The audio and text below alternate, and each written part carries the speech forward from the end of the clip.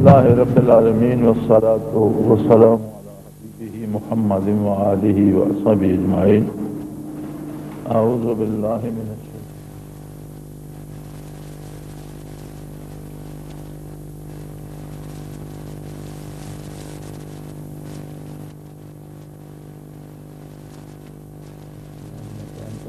الرجيم.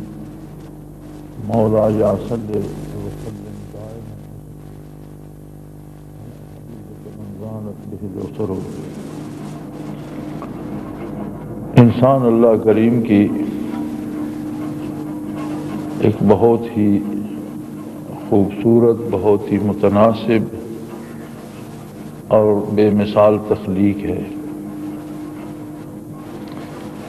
ارشاد باری ہے لقد خلقنا الانسان فی احسن تقویم، کہ انسان کو ہم نے بہت خوبصورت انداز میں پیدا فرمایا ہے. انسان میں روح بھی ہے جس کا تعلق امر باری سے ہے. قل الروح من امر ربی، کہ روح بھی اللہ کریم کے امر میں سے ہے، اور امر اللہ کی صفت ہے. لہذا انسان بدن اور ایسی روح کا امیزہ ہے جس کا تعلق امر الہی سے ہے. لہذا اس میں یہ دونوں رخ موجود ہیں. اس کا بدن خاکی ہے،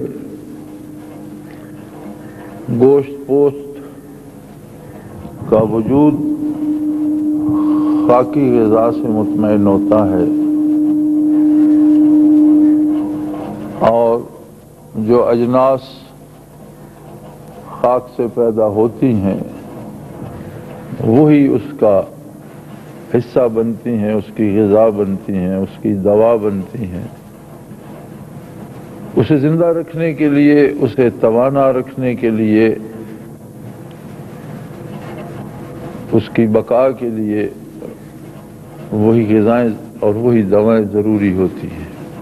اب اگر کوئی شخص کھانا پینا چھوڑ دے یا کسی کو مناسب غذا نہ ملے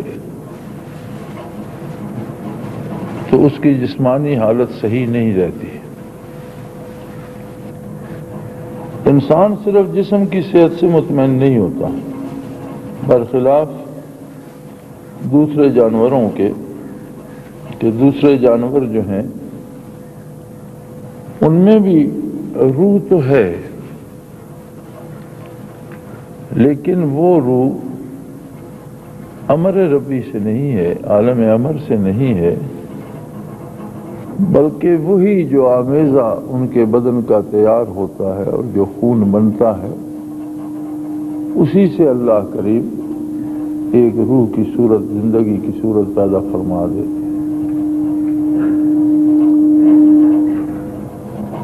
جس طرح ان کے وجود فانی ہیں اسی طرح ان کی روحیں بھی فانی ہیں. جانوروں کے یا انسان کے علاوہ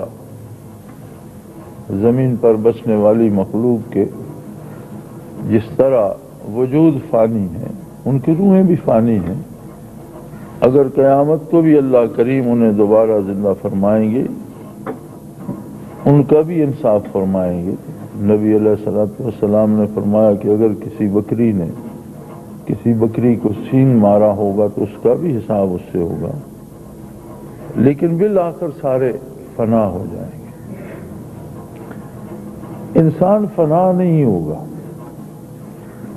اس لیے کہ اس کی روح جو ہے اس کا تعلق امر باری سے ہے. امر صفت ہے اللہ کی، اور اللہ کی جس طرح ذات باقی ہے اسی طرح اس کی ساری صفات بھی باقی ہیں، لا فانی، ازلی ہیں، ابدی ہیں.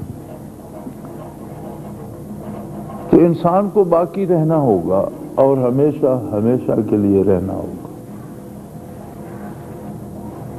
اب یہ جو دائمی اور ابدی زندگی ہے اس سارے کا مدار ہوگا اس کی اس دنیاوی حیات پر کہ اس میں اس نے صرف جسم کے تقاضے پورے کیے یا روح کو بھی سیراب کیا۔ حیوانوں میں نہ وہ شعور ہے اور نہ وہ روح ہے، انسان میں دونوں چیزیں موجود ہیں، شعور بھی ہے اور روح بھی امر باری سے تعلق رکھتی ہے۔ اس لیے انسانوں کی طرف انبیاء کرام مبعوث فرمائے گئے۔ انبیاء علیہ السلام روح کی زندگی کا منبع و مصدر ہوتے ہیں اور نبی پر ایمان لانے سے روح میں حیات پیدا ہوتی ہے، لیکن باقی رہنے کے لیے صرف حیات ضروری نہیں ہوتی، بلکہ حیات کو باقی رکھنے کے لیے غذا اور دوا ضروری ہوتی ہے۔ تو جس طرح مادی بدن کی غذا اور دوا مادی ہے، اسی طرح روح کی غذا اس کی دوا بھی روحانی ہے۔ ہر وہ عمل جو اللہ کے رسول کی اطاعت میں کیا جائے وہ روح کی غذا بنتا ہے، روح کی دوا بنتا ہے۔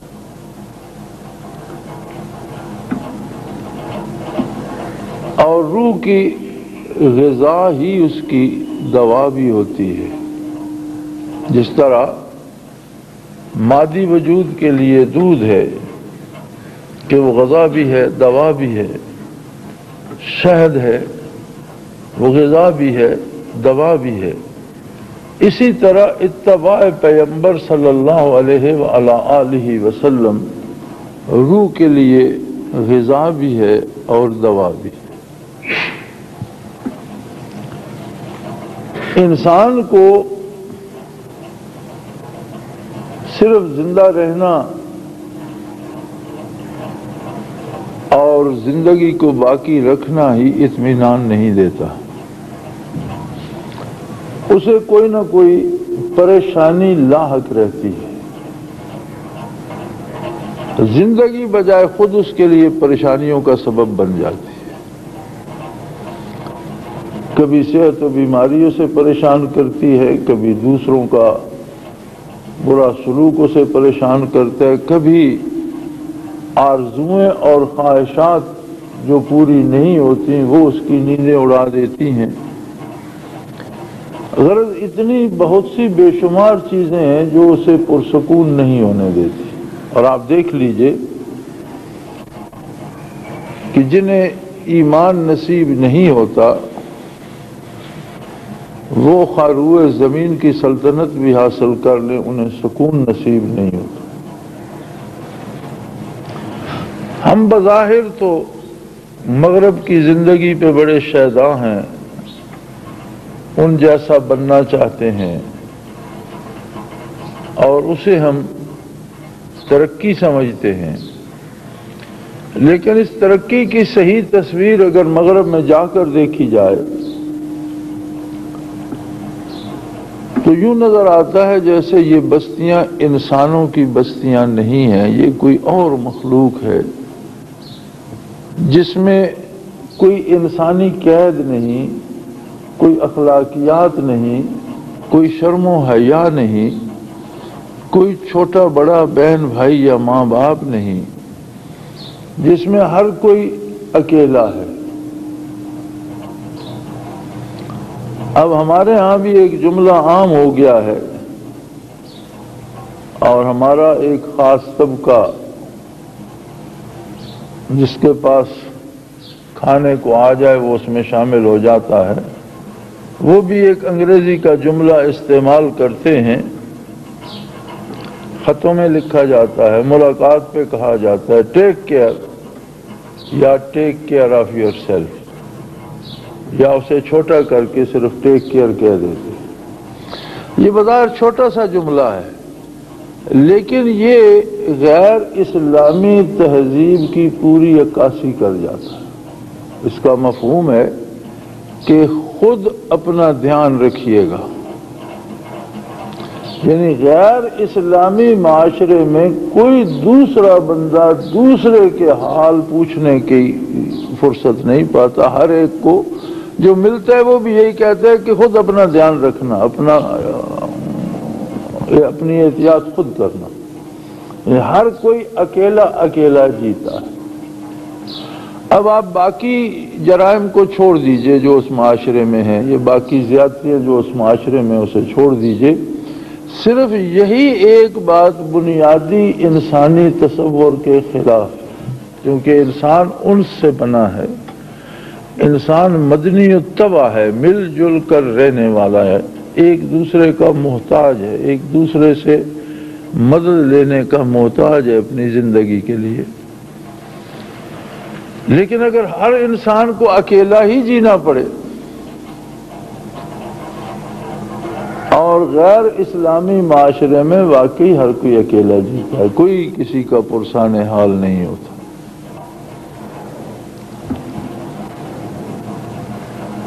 اسلامی معاشرہ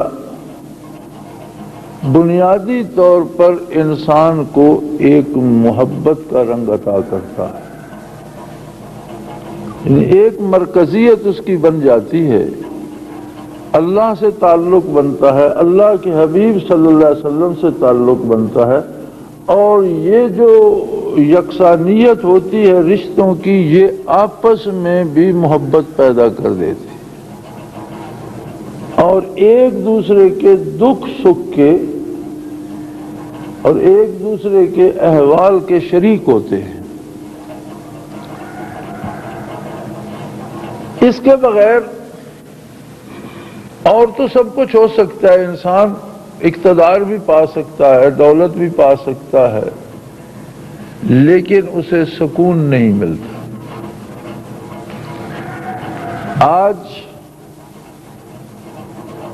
آج کے مغرب میں ایک بہت بڑی بیماری ہے، اور امریکہ میں یہ بیماری بہت زیادہ ہے۔ نفسیاتی معالج یا سائیکیٹرسٹ اس سے بہت کما رہے ہیں، اور عجیب بیماری ہے کہ ہر آدمی ڈرتا ہے، ہر آدمی کو ڈر لگتا ہے۔ اس سے پوچھا جائے کس سے ڈرتے ہو، کیوں ڈرتے ہو، تو وہ کہتا ہے مجھے کوئی پتہ نہیں کس سے ڈرتا ہوں، کیوں ڈرتا ہوں، لیکن ڈرتا ہوں۔ ایسے واقعات ہیں کہ شام کو آدمی کرسی پہ بیٹھا اور سورج نکلنے کا انتظار کرتا اور ساری رات بیٹھا رہا، کیوں؟ ڈرتا ہوں، نیند نہیں آتی۔ بھی کس سے ڈرتے ہو یہ کوئی پتہ نہیں، تو اس کا نام ہی انہوں نے رکھا ہوا ہے the fear of unknown، اندیکھا خوف۔ یہ اندیکھا خوف کس بات کا ہے؟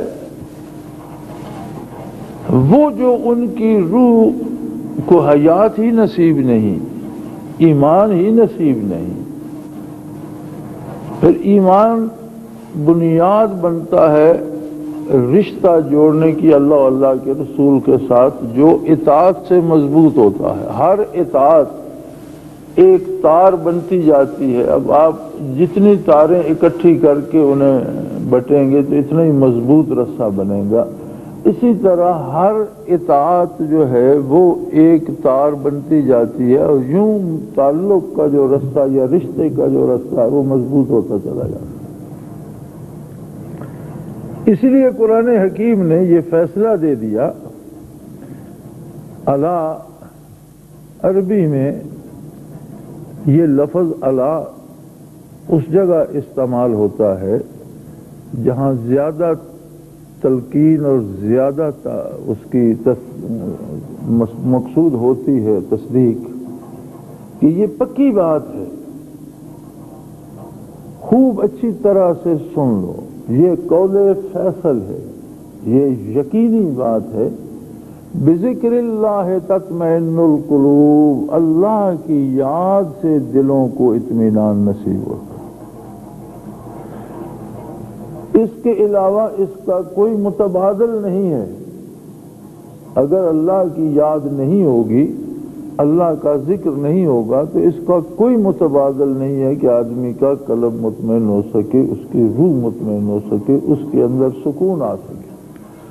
اب بڑی عجیب بات یہ ہے کہ جسے نور ایمان نصیب ہوتا ہے کیا اس پر مصیبتیں نہیں آتی؟ یا جو اطاعت کی توفیق پاتا ہے اور ہمہ وقت ذکر الہی بھی کرتا ہے، تلاوت کلام مجید سے اسے اللہ مشرف فرماتا ہے، 5 وقت پنجگانہ نماز ادا کرتا ہے، ہاتھ منہ دھو کر باوضو ہو کر پاک ہو کر لباس پاک کر کے پاک جگہ کھڑا ہو کر اللہ کے روبرو پیش ہوتا ہے، یہ سارا کچھ کرنے کے بعد کیا اس پر مصیبت نہیں آتی؟ کیا وہ بیمار نہیں ہوتا؟ کیا وہ شہید نہیں ہوتا؟ کیا اسے زخم نہیں لگتا؟ نہیں، یہ سب کچھ ہوتا ہے۔ صحت و بیماری بھی اس پہ آتی ہے، دنیاوی معاملات میں تنگی اور فراخی بھی اس پہ آتی ہے، اور بعض اوقات رائے حق میں اسے شہید بھی ہونا پڑتا ہے، لیکن وہ پریشان نہیں ہوتا۔ یہ بڑی عجیب بات ہے۔ پریشانی اس کے نزدیک نہیں آتی، وہ پریشان نہیں ہوتا، اس لیے کہ وہ اللہ کی یاد اور اللہ کے حبیب کی محبت اور اطاعت کی وجہ سے اللہ اور اس کے رسول کے اتنے قریب ہوتا ہے کہ راحت و مصیبت کا وہاں مفہوم بدل جاتا ہے۔ حتیٰ کہ نبی علیہ الصلوۃ والسلام نے فرمایا کہ قیامت کے دن ان لوگوں سے جو اللہ کی راہ میں قتل کر دیے گئے، اللہ کریم پوچھیں گے کہ تمہاری کوئی خواہش و آرزو اگر ہے تو بیان کرو، تم کیا چاہتے ہو؟ حضور علیہ الصلوۃ والسلام کے ارشاد عالی کا مفہوم ہے کہ وہ عرض کریں گے بار الہ، پھر سے وہی عالم ہو، پھر سے وہی دنیا ہو، پھر سے وہی حق و باطل کا مارکا ہو، پھر سے ہم تیری طرف سے اور تیرے نبی کے دین کے لیے میدان میں اتریں اور اسی طرح سے پھر سے قتل کیے جائیں، اور وہ جو مزہ قتل ہو کر راہ حق میں شہید ہو کر مرنے کا یا موت کا ملا تھا ایک دفعہ پھر نصیب ہو جائے۔ عجیب بات ہے کہ قتل کا نام ہی دردناک اور ڈراؤنا ہے، پھر جب بدن کے پرخچے اڑ جاتے ہیں تو اس میں کون سی راحت ملتی ہے، لیکن جب اللہ کا ساتھ نصیب ہو، معیت باری نصیب ہو، تو وہ ایسا قادر ہے کہ کسی کے لیے نرم اور راحت آفرین بستر میں لذت نہیں چھوڑتا، اور دوسرے کے لیے میدان کارزار میں قتل ہونے پر بھی لذت رکھ دیتا ہے۔ وہ وہی قادر ہے جو پھلوں میں شیرینی رکھتا ہے، اور وہ قادر ہے کہ ایک درخت کا پھل کڑوا کر دیتا ہے۔ ایک سے زندگی ملتی ہے اور ایک ایسا درخت بھی مل سکتا ہے جس کے پھل سے موت واقع ہو جائے۔ ہر چیز میں اثر وہ خود پیدا کرتا ہے۔ وہ چاہے تو موت کو بھی لذیذ بنا دے، وہ چاہے تو دنیاوی مصائب میں بھی راحت پیدا کر دے، وہ چاہے تو بیماری میں بھی مزہ پیدا کر دے، وہ قادر ہے۔ اصل جو لطف ہوتا ہے زندگی کا وہ چیزوں میں نہیں ہے۔ انسان کے لیے، حیوان کے لیے تو چیزوں میں ہے۔ حیوان ایک جانور کو پٹھے کھلا دو، وہ اپنا رج کے بے فکر ہو جائے گا، اس کے دوسرے ساتھی کو ذبح کر دو، اس کے ساتھ گائے ہے، اس کا بچڑا ذبح کر دو، کسی کو فکر نہیں ہوگی، اس کا پیٹ بھر گیا، بس وہ مطمئن ہے، چونکہ وہ صرف جسم ہے۔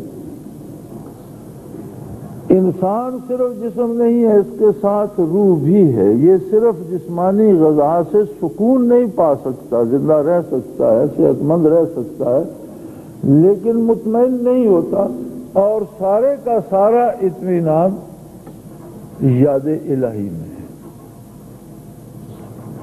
ایمان لانا اللہ کو ماننا، اللہ کے حبیب صلی اللہ علیہ وسلم کو ماننا، ضروریات دین کو ماننا، یہ بجائے خود ذکر الہی ہے، ایک حد تک کافر سے بہتر ہو جاتا ہے کہ اس کی روح کو حیات مل جاتی ہے۔ پھر ہر وہ کام جو ہم اللہ کی اطاعت میں یا نبی علیہ الصلوۃ والسلام کے حکم کے مطابق کرتے ہیں، وہ عملاً یاد الہی کیوں کرتے ہیں؟ اللہ کا حکم اس طرح سے ہے، اس کے ساتھ اللہ کے حبیب صلی اللہ علیہ وسلم کی یاد وابستہ ہو جاتی ہے، وہ عملاً یاد بن جاتا ہے۔ اور اس سے بڑھ کر اگر کسی کو تلاوت نصیب ہو جاتی ہے، تسبیحات نصیب ہو جاتی ہیں، تو یہ ذکر لسانی ہے اور یہ زبانی یاد بن جاتی ہے۔ لیکن اس سے بھی بڑھ کر اگر کسی کو ذکر قلبی نصیب ہو جاتا ہے تو بہت بڑا خوش نصیب ہے کہ اسے اللہ کی یاد کا اعلیٰ ترین درجہ نصیب ہو جاتا ہے۔ لیکن یہ یاد رہے کہ اگر ہم 7 منزلہ مکان بناتے ہیں تو 7ویں منزل نیچے کی 6 منزلوں پر قائم رہتی ہے، اگر نیچے کی 6 گرا دی جائے 7ویں از خود گر جاتی ہے۔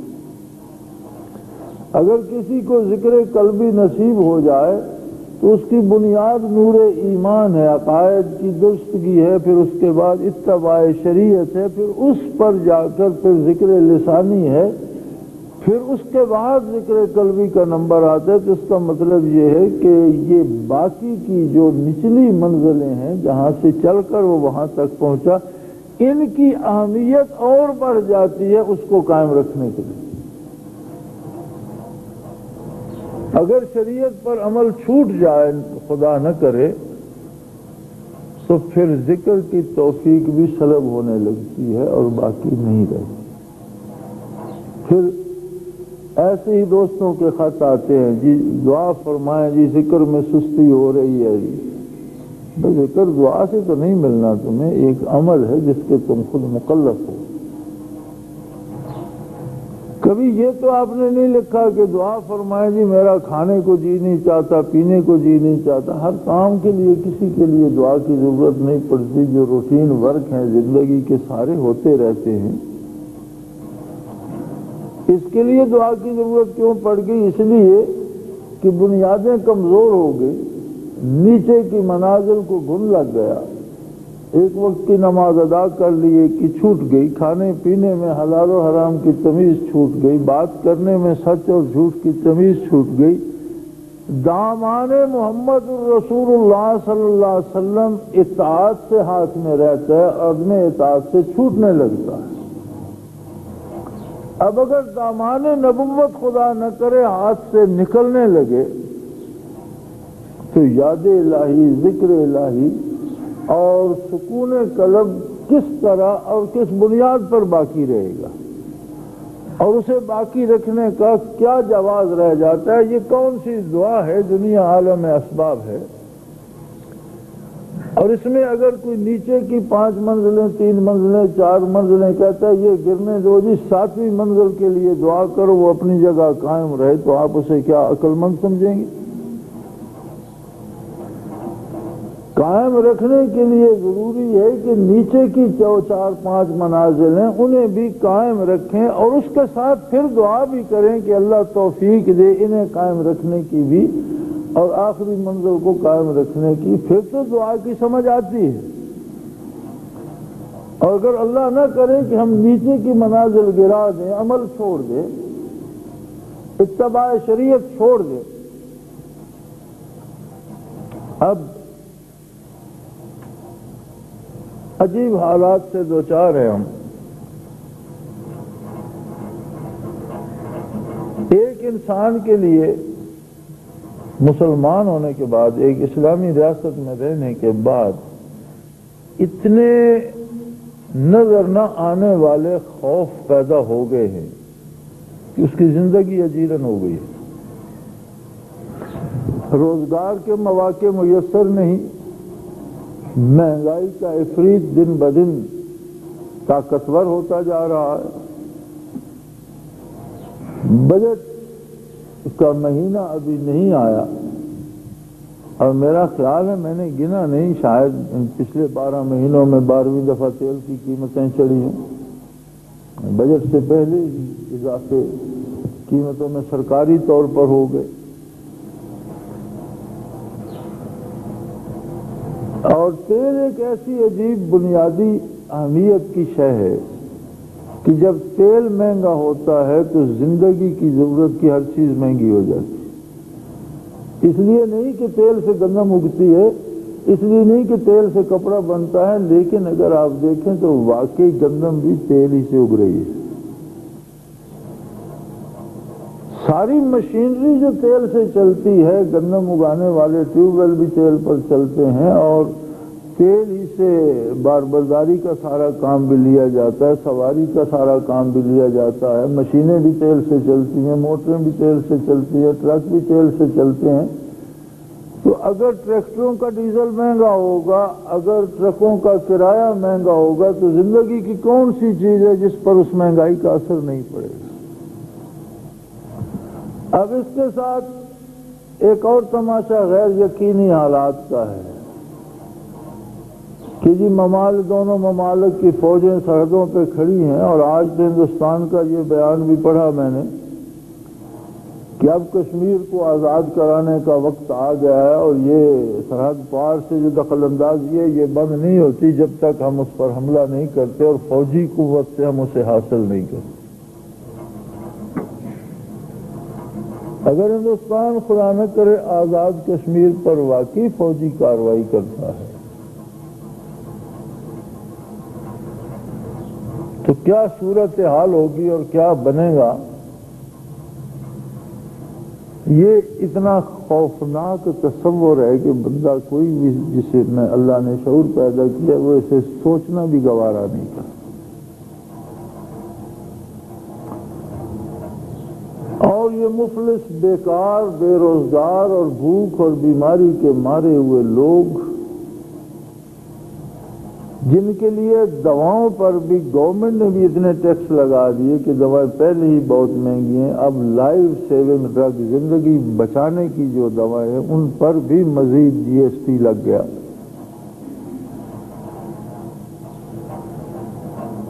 تو یہ لوگ جو پہلے بے موت مر رہے ہیں، خدا نہ کرے ان پر جنگ بھی مسلط ہو گئی،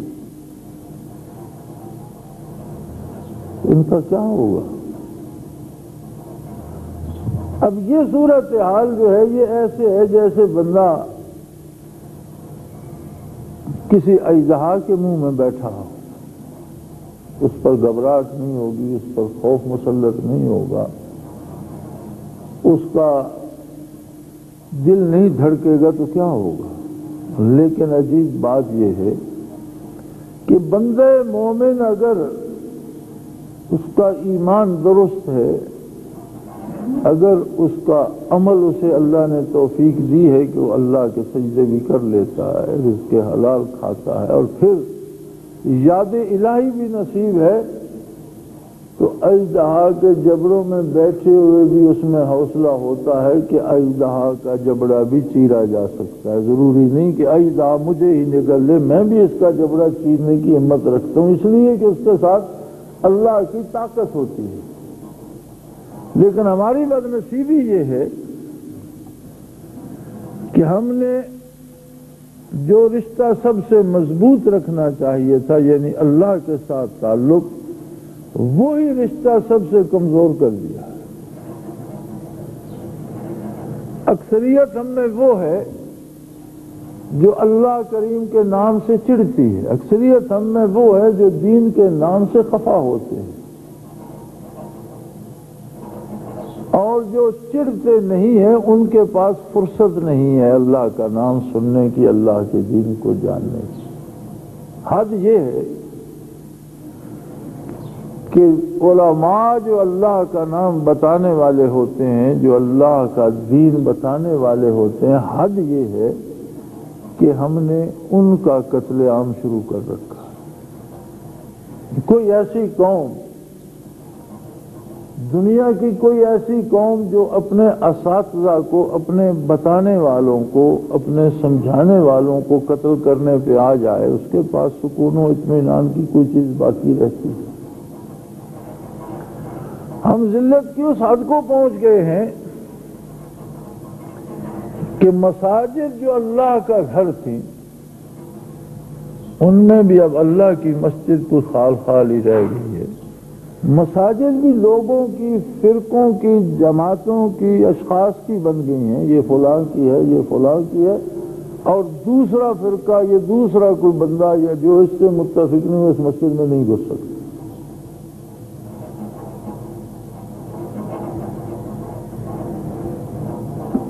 اور کمال یہ ہے کہ اگر بندوق بردار پہرے دار نہ ہو تو مسجد میں عبادت کرنا بھی ناممکن اور محال ہو گیا ہے، اور اگر کوئی پہرے دار نہ ہو تو نمازی ہی قتل ہو جائیں گے، بموں سے مسجد اڑا دی جائے گی۔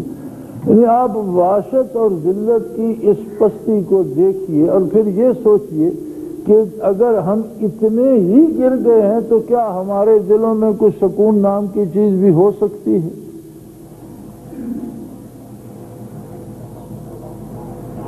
لیکن یاد رکھیں، جب تک زندگی کی رمق باقی ہوتی ہے تب تک امراض کا علاج ہوتا رہتا ہے، اور علاج باقی ہوتا ہے، اور اللہ قادر ہے، وہ شفا دے سکتا ہے۔ الحمدللہ ہمارے پاس ایک رشتہ ہے کہ ہم لا الہ الا اللہ محمد الرسول اللہ صلی اللہ علیہ وآلہ وسلم کو اپنے دل میں بسائے ہوئے ہیں۔ یہ اللہ کریم کا احسان ہے کہ ابھی نوبت وہاں نہیں پہنچی کہ ہم توحید باری کا یا رسالت پیغمبر صلی اللہ علیہ وسلم کا انکار کر دیں۔ ابھی ہمارے پاس علاج کی گنجائش موجود ہے، لیکن ہم معالجین کو قتل کرنے کے در پہ ہیں۔ ایک عالم کو ایک لمحے میں قتل تو کیا جا سکتا ہے، لیکن شاید ایسا کوئی عالم صدیوں میں پیدا نہ ہو۔ انقلاب فرانس میں انقلابیوں نے گلوٹین لگا دی۔ گلوٹین وہ آلہ ہوتا ہے جس میں اوپر بہت بڑا سا ٹوکا ہوتا ہے، وہ آدمی کو اس کے نیچے لٹا کر اسے باندھ چھان دیتے ہیں، اور اوپر سے ہینڈل دبا، اور وہ بڑا من ڈیڑھ وزنی ٹوکا ہوتا ہے، وہ گرتا ہے اور گردن کاٹ دیتا ہے اور سر اچھل کر دور جا پڑتا۔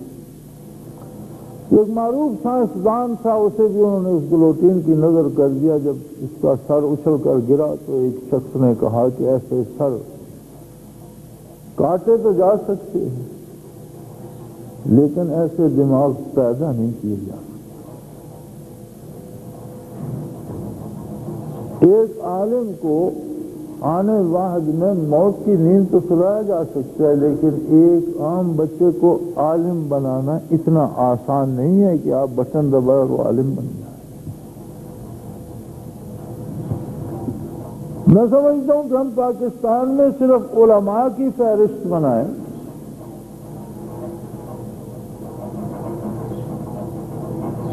تو کہاں جا پہنچے گی؟ اب حکیم سعید جیسے آدمی کو، جو پورے پاکستان کے لیے ایک امیدگاہ تھا بدن کے امراض کے لیے، اور ہر غریب و امیر جس سے مستفید ہوتا تھا، ایک طبیب کو گولی مارنے کی کیا تک؟ نہ وہ سیاستدان ہے، نہ کسی کا دشمن ہے، نہ کسی سے اختلاف ہے، وہ اپنے شعبے میں لگا ہوا۔ اسی طرح بے شمار علماء، اب آخری ڈاکٹر غلام مرتضیٰ ملک، میں نے اپنی زندگی میں ایسے لوگ بہت کم دیکھے ہیں جن کا کام صرف اللہ اور رسول کی بات کرنا ہو اور اختلافی باتوں میں نہ پڑتے۔ ان میں سے ایک ڈاکٹر غلام مرتضیٰ مرحوم بھی تھے۔ میرے ساتھ ان کی 10-12 سال رفاقت رہی ہے، وہ جماعت کے ممبر تھے، میرے ساتھ انہوں نے بیعت کی ہوئی تھی۔ ان 10-12 برسوں میں میں نے نہیں دیکھا کہ انہوں نے کسی سے اختلاف کیا ہو، بلکہ ہمیشہ اصولی بات کرتے تھے اور ایسی بات کرنا چاہتے تھے جو حق ہو اور جو کسی کو پریشان نہ کرے بلکہ سب کے لیے ہدایت کی وہ سبب بن جائے۔ ٹیلی ویژن پہ ان کے بے شمار پروگرام آئے، اخباروں میں ان کے بے شمار پروگرام آئے، انٹرویو ان کے بے شمار آئے، لیکن میں نے انہیں کبھی کسی پارٹی کی حق حمایت یا مخالفت کرتے نہیں دیکھا۔ ہاں، دین کی بات ضرور کرتے تھے اور اس میں جہاد کی حد تک، جذبات کی حد تک، جو اللہ کا حکم ہے، جو شریعت کا حکم ہے، اس کے مطابق ان حدود کے اندر کسی کی ذات سے مخالفت نہیں۔ لیکن اگر آپ روشنی کی بات کریں گے تو ظلمت کی، اندھیرے کی مخالفت اب خود ہوتی رہے گی، وہ ایک الگ بات ہے۔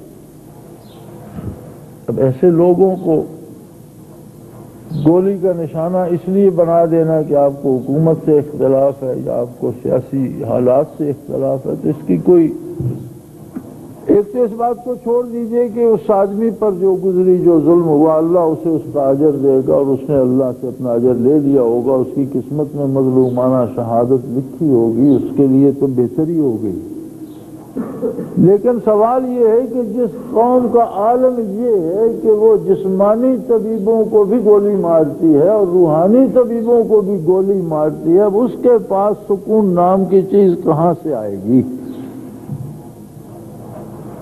سوچنے کی بات یہ ہے کہ ہم میں سے ہر ایک اس سوچ میں لگا ہوا ہے کہ بے نظیر کیسے واپس آئے گی، نواز شریف کیسے واپس آ سکتے ہیں، اگر نہیں آئیں گے تو میاں اگر وزیر اعظم بنیں گے یا اعجاز الحق وزیر اعظم بنے گا، اور یہ نہیں بنے گے تو چودھری شجاعت کا کیا ہوگا، اور پرویز مشرف صاحب کی صدارت کوئی مانے گا یا آنے والی اسمبلی نہیں مانے گی، یا اسمبلی کے الیکشن منصفانہ ہوں گے یا غیر منصفانہ ہوں گے۔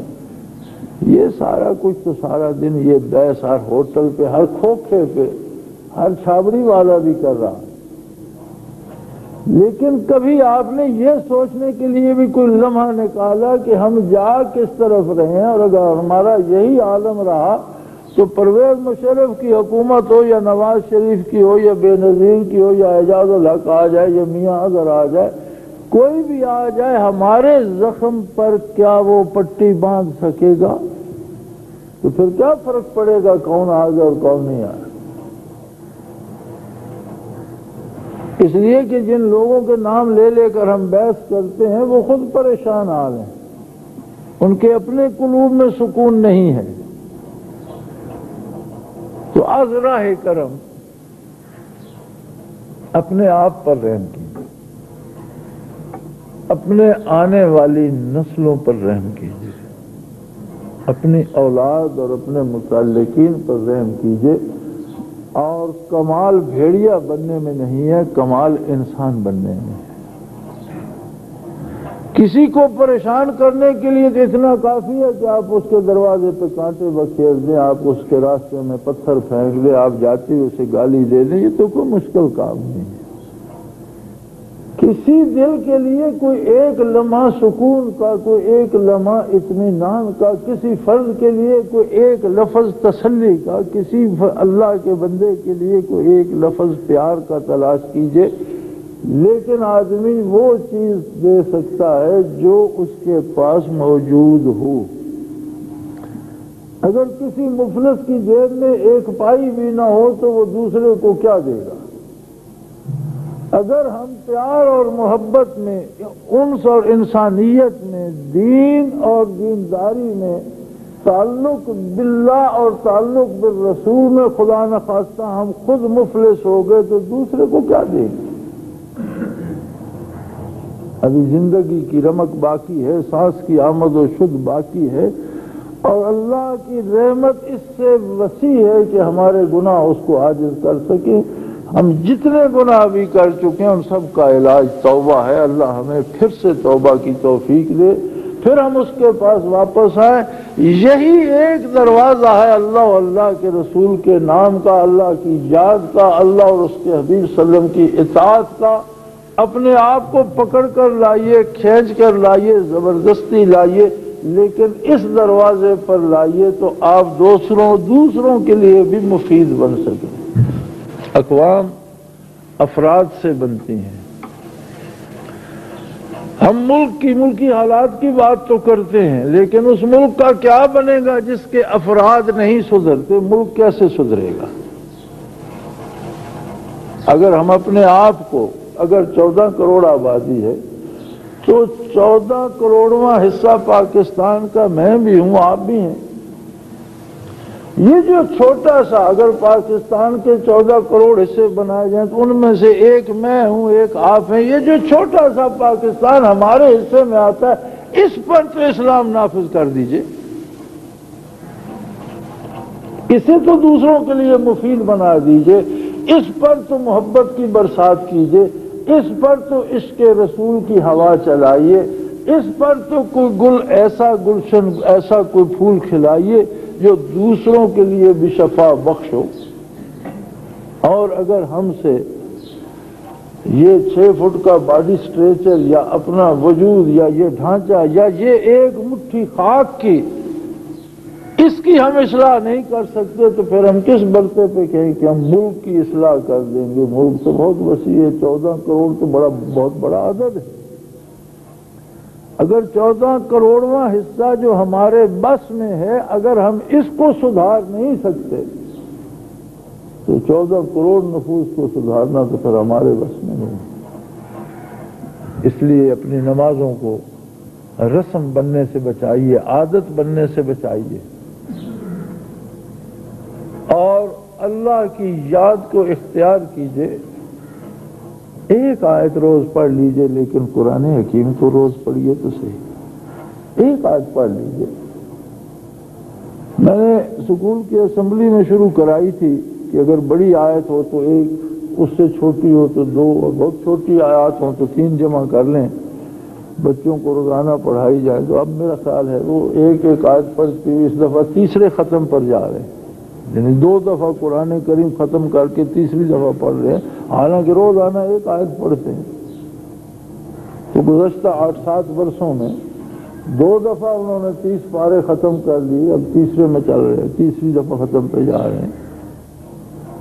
اگر ہم روزانہ ایک آیہ مبارک پڑھ لیں، اس کا ترجمہ پڑھ لیں اور یہ سوچنے کا تکلف کر لیں کہ اللہ کریم نے کیا حکم دیا اور میں کیا کرنے چلا ہوں، این ممکن ہے اس کی رحمت ہمارا ساتھ دے اور ہمارا وہ دن خیریت سے گزر جائے، ہمارے گناہوں کا پلڑا کم ہو جائے اور نیکی کی توفیق زیادہ ہو جائے۔ ایک نشانی یاد رکھے، اللہ جنہیں دین عطا کرتا ہے انہیں اپنی محبت عطا کرتا ہے، اپنے نبی کی محبت عطا کرتا ہے، اور جنہیں اللہ اس کے رسول سے محبت ہوتی ہے انہیں اللہ کے بندوں پہ بھی شفقت اور محبت ہوتی ہے۔ وہ مخلوق خدا کا بھلا سوچتے ہیں، تباہی نہیں سوچتے۔ وآخر دعوانا الحمدللہ رب العالمین۔